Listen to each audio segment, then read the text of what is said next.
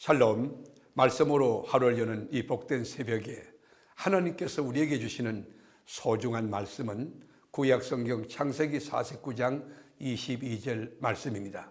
온라인에 동참하는 여러분도 성경을 펴주시고 같이 말씀 속으로 들어가 보실까요? 요셉은 무성한 가지 곧 샘 곁에 무성한 가지라 그 가지가 담을 넘었도다. 아멘. 오늘 풍우나 야곱은 요셉을 축복할 때 샘 곁에 심겨진 무성한 가지처럼 복을 받을 것이라고 하나님 앞에 축복 기도를 합니다. 아브라함이 믿음의 조상으로 이 뿌리라고 한다면, 기초라고 한다면 이삭은 싹이 되고요, 야곱은 이 줄기가 되었다고 이야기할 수 있습니다. 그런데 이 줄기에는 12가지가 이렇게 생겼는데 12가지 중에 가장 무성한 가지가 요셉의 가지라는 겁니다. 여러분, 무성한 가지 어떻습니까? 사막의 뜨거운 열기에도 나무가 물가에 이렇게 뿌리를 두고 있으면 여러분, 아무리 이 드라이한 사막이라도 이 싱싱하게 무성하게 이 나무가 자랄 수 있습니다. 이 무성한 가지는 울 안에만 있는 게 아니죠. 울타리 너머로 밖을 넘어서 쭉쭉쭉 뻗어나갑니다. 그래서 울 안에 있는 사람만 먹는 것이 아니고 울 안에 있는 사람만 그것을 보고 즐기는 것이 아니라 이 울타리 밖에 있는 사람들로 그 열매를 거두면서 감사하면서 행복해하는 것입니다. 바로 여기에 우리 그리스도인에게 주는 교훈이 있습니다. 여러분은 이 교회 안에서만 영향을 끼치는 사람이 아니고 여러분 직장이라든지 또 관계라든지 사회 속에서, 우리나라 국가 속에서, 인류 공동체 속에서 선한 영향력을 행사하는 그런 여러분 담장을 넘어가는 무성한 가지가 되는 것입니다. 예수를 믿는 자, 곧 예수를 영접하는 자에게는 하나님의 자녀가 되는 권세를 주었으니 하늘과 땅의 권세를 가진 우리들은 하나님이 함께하는 사람이고 세상이 감당하지 못할 하늘 땅의 권세를 가진 자인 것입니다. 하나님의 사람은 그 존재만으로도 세상을 압도하는 능력, 힘, 권세, 파워, 영향력이 있습니다. 우리는 왕같은 제사장입니다. 거룩한 나라입니다. 여러분, 보통 우리 인간은 이 안일과 부귀에 취하여 단맛을 즐기면서 그 인생을 끝마치지만 하나님의 사람은 구별됩니다. 세상과는 아주 차원이 다릅니다. 우리는 무성한 가지처럼 세상을 살리는, 세상에 영향력을 행사하는 그런 꿈을 꾸고 꿈을 이렇게 설계하고 꿈을 실행하며 나아가는 것입니다. 악을 행하면서도 스스로 정당화하고 자신에 대해서 아첨하고 자기를 절도하는 사람들도 있습니다. 하나님을 떠난 세속적인 인간 심리학은 하나님이 없는 자율성, 하나님이 없는 자긍심, 그리고 존재감을 부추기고 있는 것입니다. 22절에서 24절에 보면 할 쏘는 자가 적개심을 가지고 요셉에게 활을 쏘았습니다. 여러분, 그러나 22절 보십시오. 요셉은 무성한 가지 곧 샘 곁에 무성한 가지라 그 가지가 담을 넘었도다.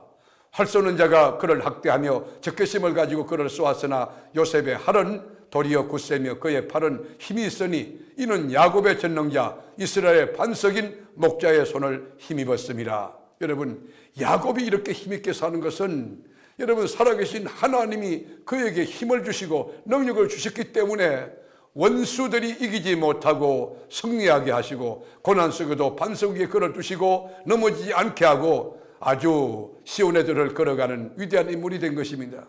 지금은 억울해도 나중은 유익하게 되고 지금은 실패해도 훗날은 성공하게 됐다는 것입니다.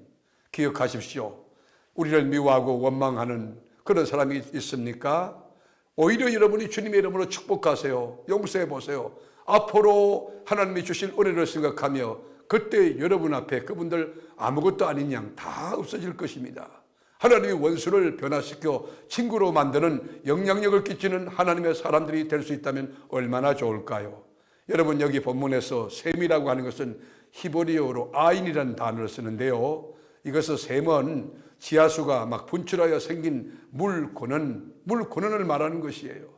그런 샘은 1년 연중 360일 동안 항상 물이 펑펑펑 솟아나서 살아가는데 아무런 불편함이 없고 부족함이 없는 거예요.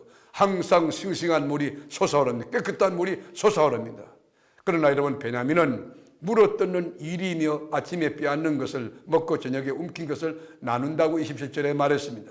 베냐민은 야곱의 아들 가운데 가장 어리지만 용맹하기 이를 데가 없습니다.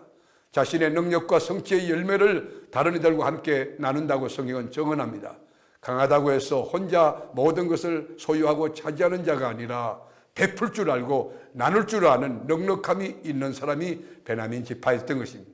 이 베냐민 지파는 훗날 야곱의 12아들 가운데 가장 작은 지파가 되고 맙니다. 그런데 이 지파에서 이스라엘의 최초의 왕인 사울이 나옵니다.